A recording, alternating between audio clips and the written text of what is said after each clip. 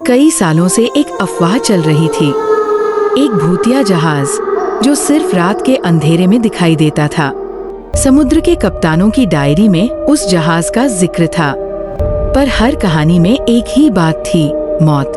3 दोस्त रोहित, अंश, निखिल एडवेंचर के शौकीन थे और उन्होंने उस रहस्य को खोजने की ठान ली। उन्हें एक पुराना नक्शा मिला जिस पर उस जहाज की आखिरी लोकेशन दर्ज थी, ब्लैक वाटर जोन। रात के तीसरे पहर वो निकल पड़े उस रहस्य की तलाश में, लेकिन उन्हें नहीं पता था कि वो क्या खोदने जा रहे हैं। समुद्र में अजीब सी खामोशी थी, जैसे कोई सांस रोककर देख रहा हो। खामोशी थी जैसे कोई सांस रोककर देख रहा हो। ये कोई आम जहाज नहीं था। इसकी दीवारें कहानियां नहीं, चीखें समेटे थी। रोहित ने पहले कदम रखा। जैसे ही उसके पांव डेक पर पड़े, जहाज जिंदा हो उठा। जहाज के अंदर समय ठहरा हुआ था, लेकिन वहां मौजूद हवा में कुछ चल रहा था, कुछ बहुत पुराना और बहुत गुस्से में। झूला, कोई है नहीं, फिर भी झूल रहा है। कोई देख रहा है, पर कौन? उसने बस दीवार को छुआ था और दीवार ने जवाब दिया, खून में डूबा हुआ।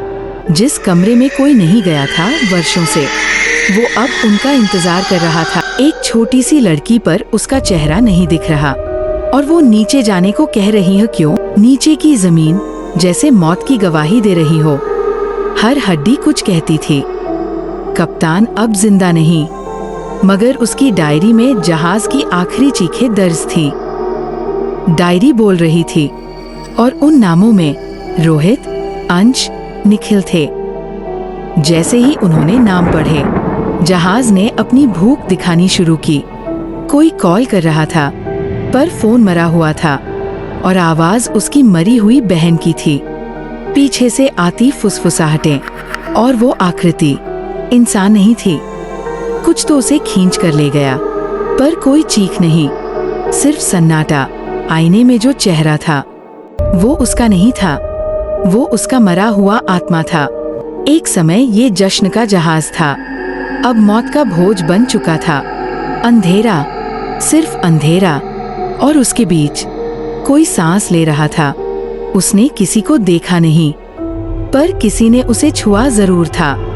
अंश को जिस हाल में उन्होंने देखा, वैसा तो दुश्मन को भी न मिले। वो अब इंसान नहीं था। वो जितना भागते, गलियारा उतना ही लंबा होता। जैसे जहाज अब खेल रहा था। उसका नाम पहले ही यहाँ लिखा जा चुका था। उसने अब सिर्फ आना भर था। उसने जो खोया था, अब वही सामने था, लेकिन आग में झुलसा हुआ। जहाज कोई मरा ढांचा नहीं, ये एक कैदखाना है जहाँ आत्माएं तड़प रही है। जहाज की रगों में खून नहीं, वो चीखें दौड़ती है जो यहाँ मारे गए थे। अब जहाज जाग चुका था, भूखा था, और वो उसका भोजन थे। वो अब सामने था, जिसने 100 आत्माएं कैद की। अब और चाहिए उसे।